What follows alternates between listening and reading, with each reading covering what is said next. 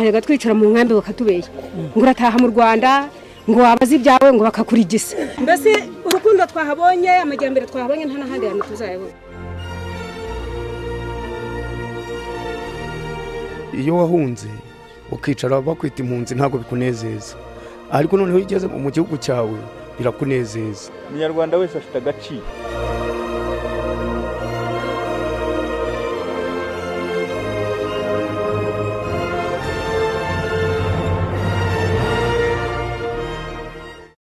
Mwiriwe neza bakuri iki kiganiro cya Minisiteri y'Imicungire y'Ibiza n'Impunzi.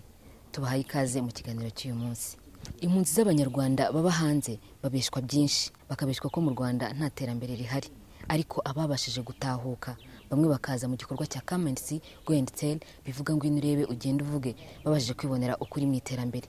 Mu kiganiro cy'uyu munsi rero turi kumwe n'abanyarwanda babiri batahutse. Umwe yitwa Saratiel yaturutse muri Afrika y'Epfo, undi yitwa Azarias yaturutse mu gihugu cya Chad.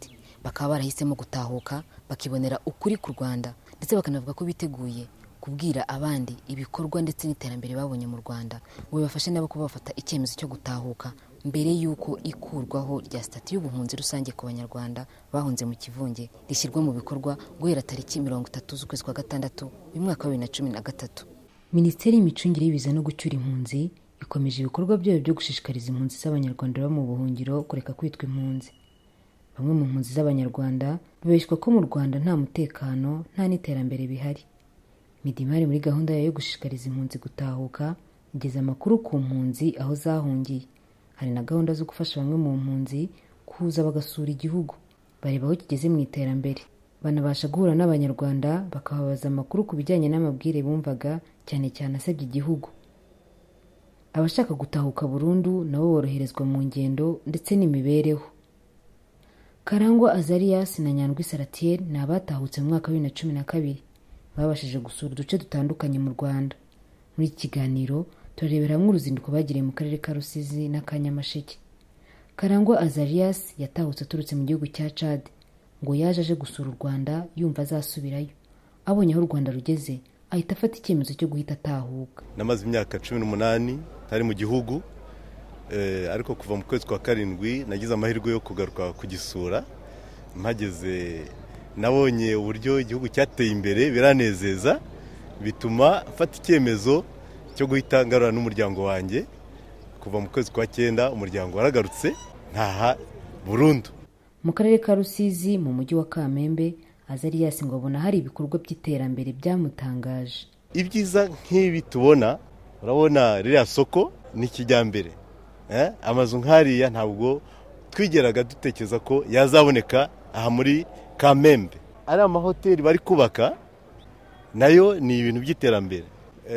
Nta banke zari zihari uretse banke commercial, ariko urabona ko noneho na za Western zirahari.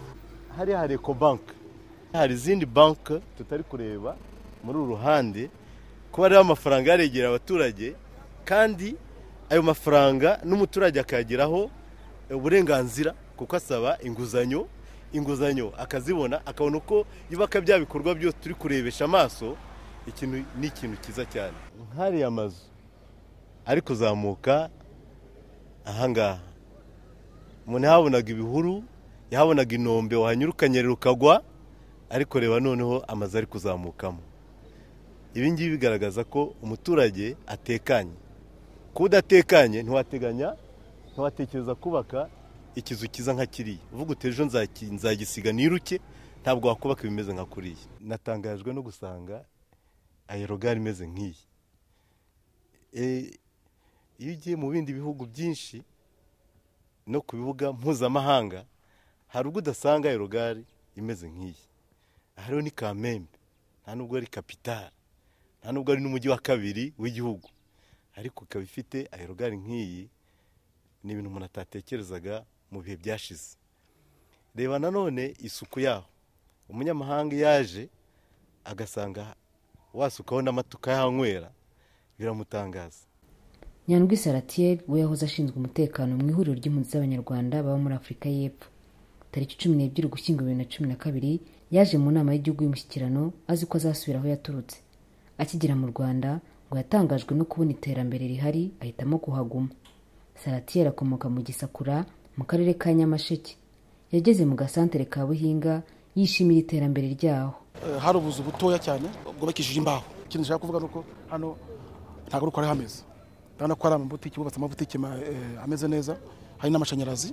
Iri ni isoko ry'abaturage, nabyo ntabwo ryabagaho. Numvise ko ngo byubatswe n'akarere, akaba ari iterambere nishimiye cyane. Hano maheruka muri 1994 hano nta kintu cyari gihari. Hari insina, hakaba hari n'ibiti, hari n'ishyamba. Banasanze ari uruganda bakora zaji, bakora n'urwagwa rwiza rwa kijyambere. Nishimiye cyane nananyoyeho, numvise kameze neza. Ikindi kandi ndabona hano hari umuhanda, nta kintu cyari gihari imbere. Umuhanda wari umuhanda w'ibitaka, ndabona harimo kaburimbo uturutse ku Buhinga kugeza za Kibogora. Salatiel kandi yageze ku kigo cya Nyanza mu karere ka Nyamasheke, aho yize icyiciro cy'amashuri abanza. Ubu ni urwunge, hari ishuri ry'incuke, amashuri abanza ndetse n'amashuri yisumbuye kugera mu wa 5. Mbere ntabwo ari ameze gutya. Niza hano muri za 80 amashuri ntabwo ari ameze neza. Y'amashuri bakishije ibyondo. Amenshi yaravaga.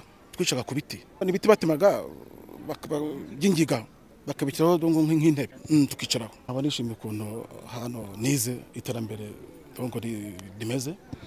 Kaba nagiye nkareba bafite na computer room. Mbere nkiga ahangaha nta n'ubwo n'imashini yandika. Ariko urabona ko amashuri yubakishije amatafari. Kaba ari iterambere nishimiye cyane ahantu nize.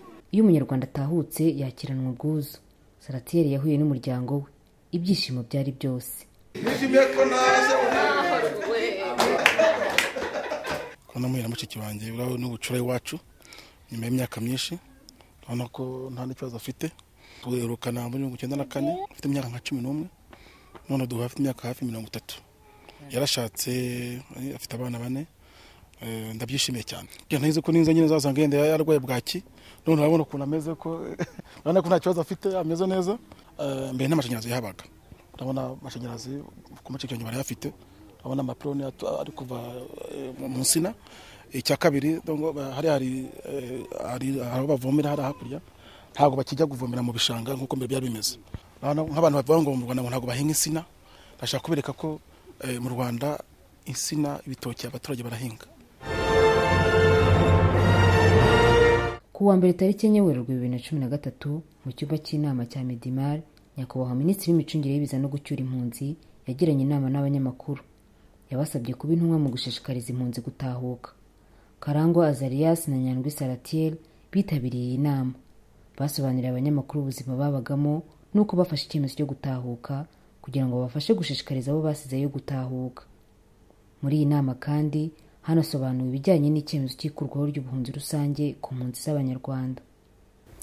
Cessation clause ari ryo kurwaho ry'ubuhunzi ku mpunzi z'abanyarwanda zahunze kuva muri 59 ukageza muri 98.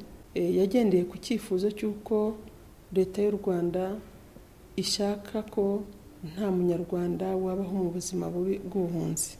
Mu by'ukuri igihugu amahoro yaragarutse, umutekano urahari, nta mpamvu yatuma umuntu aba hanze yishisha gutaha iwabo.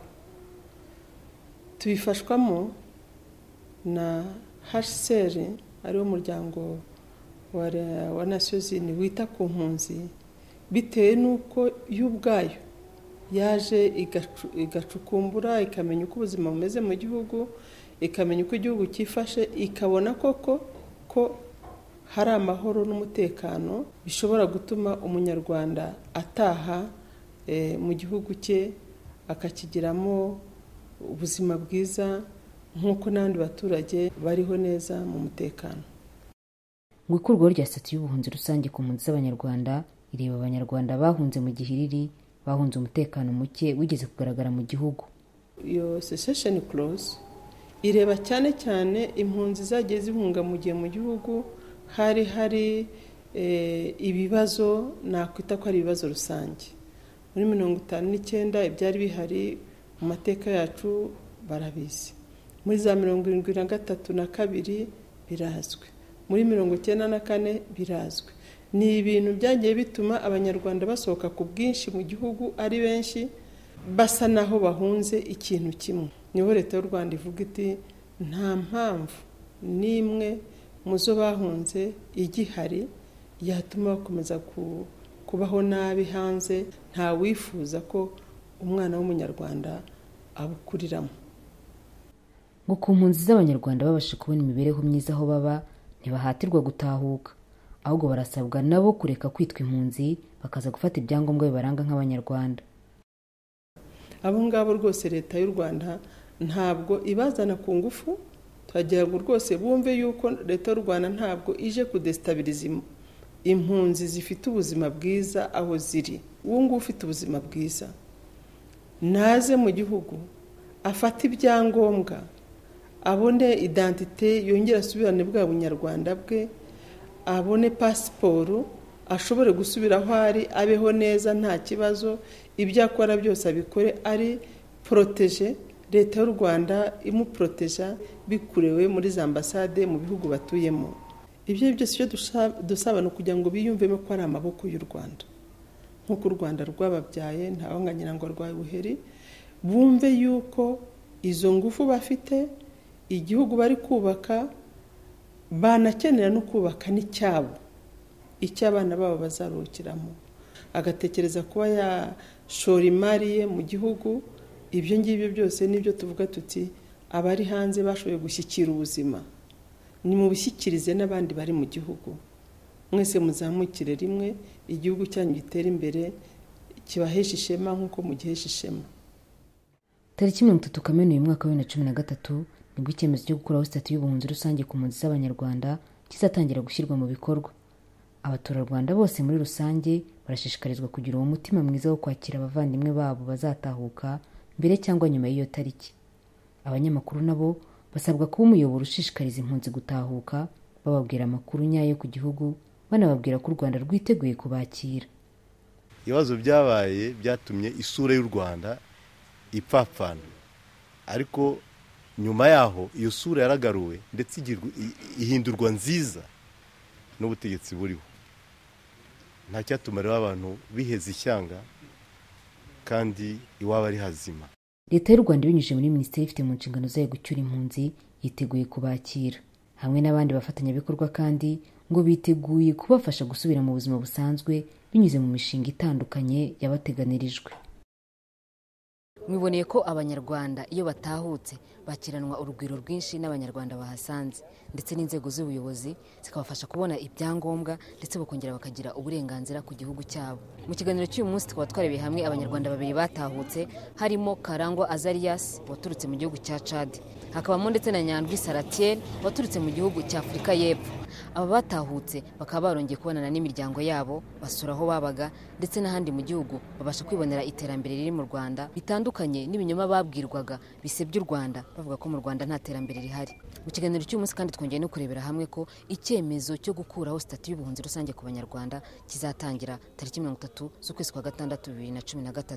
Abanyarwanda bose bari mu buhungiro aho bari bakaba bashishikarizwa gutahuka kugira ngo bongere babone ku byiza by'igihugu cyabo kandi kiteguye kubakira. Reka mbibutse ko bashaka ibindi bisobanuro ku bijyanye n'ikurwaho ry'icyemezo cyo gukuraho sitati y'ubuhunzi rusange ku banyarwanda cyangwa se no ku bindi bijyanye n'impunzi, wahamagara kuri nimero itishyurwa 170 ya Minisiteri y'Imicungire y'Ibiza no gucyura impunzi. Naho mu kiganiro cy'ubutaha nongeye kubifuriza kubaho mutitwa impunzi.